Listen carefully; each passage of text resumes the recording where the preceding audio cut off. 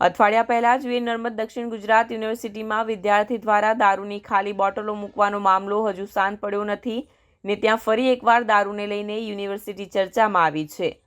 Veer Narmad south Gujarat યુનિવર્સિટીની સમરસ boys હોસ્ટેલમાં દારૂની મહેફિલ ઝડપાઈ છે। 31મી રાત્રિએ યુનિવર્સિટીના બોયઝ હોસ્ટેલમાં દારૂની મહેફિલ માણતા 6 વિદ્યાર્થીઓ પૈકી એક પકડાયો હતો।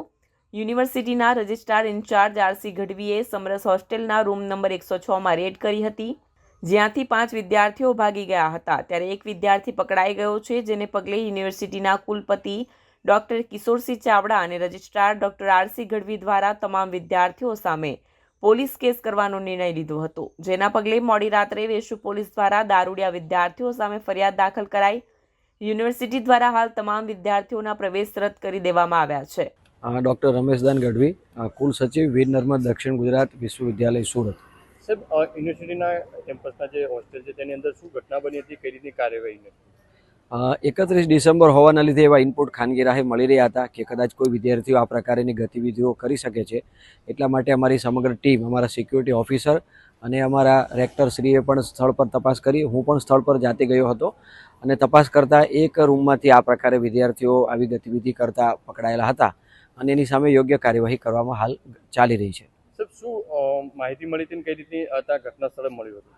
ઘટના સ્થળે જે અમારી એક હોસ્ટેલ છે એ હોસ્ટેલની અંદર વિદ્યાર્થીઓ આ રીતથી કંઈ નોનવેજ અને દારૂની બોટલ વગેરે પકડાઈ હતી અને દારૂની બોટલ વગેરે અમે પોલીસ ફરિયાદ પણ દાખલ કરવામાં આવી છે અને સ્થળ પર ગયા પછી પોલીસ પણ આવી હતી અને પોલીસને પછી હેન્ડઓવર કરવામાં આવેલું છે। એટલે પોલીસની પણ ફરિયાદ અમે રાત્રે મોડે સુધી પણ અમારા રેક્ટરશ્રી અને અમારા સિક્યુરિટી ઓફિસરશ્રી પોલીસ સ્ટેશન જઈને પોલીસ ફરિયાદ દાખલ કરવામાં આવી છે અને યોગ્ય નિયમ અનુસારની ચોક્કસ કાર્યવાહી કરવામાં આવશે। કેટલી ગંભીર બાબત, હવે શું સૂચન વિદ્યાર્થીઓને? ગંભીર બાબત તો ચોક્કસ કહી શકાય। આ તો એક સમાજ જાગૃતિનો પણ વિષય છે, શૈક્ષણિક સંસ્થા છે, આવનારી પેઢી છે, વિદ્યાર્થીઓ આ રાષ્ટ્રનું ભાવિ છે, રાષ્ટ્ર નિર્માણમાં વિદ્યાર્થીઓનું ભૂમિકા છે। એટલે સૌ સાથે મળીને આપણે જાગૃતિ કરીએ, વિદ્યાર્થીઓમાં ડ્રગ્સ, શરાબ વગેરે નહીં હોવું જોઈએ, એના માટેની ચોક્કસ અમે યોગ્ય કાર્યવાહી કરીશું અને સમાજ સાથે મળીને કરશે તો આપણે આ ચોક્કસ આમાં આપણને સફળતા મળશે એવું લાગી રહ્યું છે। જે વિદ્યાર્થીઓ પકડાય છે તેમને સામે કઈ રીતની કાર્યવાહી અત્યારે? જે વિદ્યાર્થીઓ પકડાયેલા છે અને જેની ઓળખ થઈ છે અધિકૃત અમારા રેકર્ડ દફતરે ચકાસણી કરતા, એમના હાલ તુરંત છાત્રાલયના પ્રવેશો તો રદ કરી દીધા છે।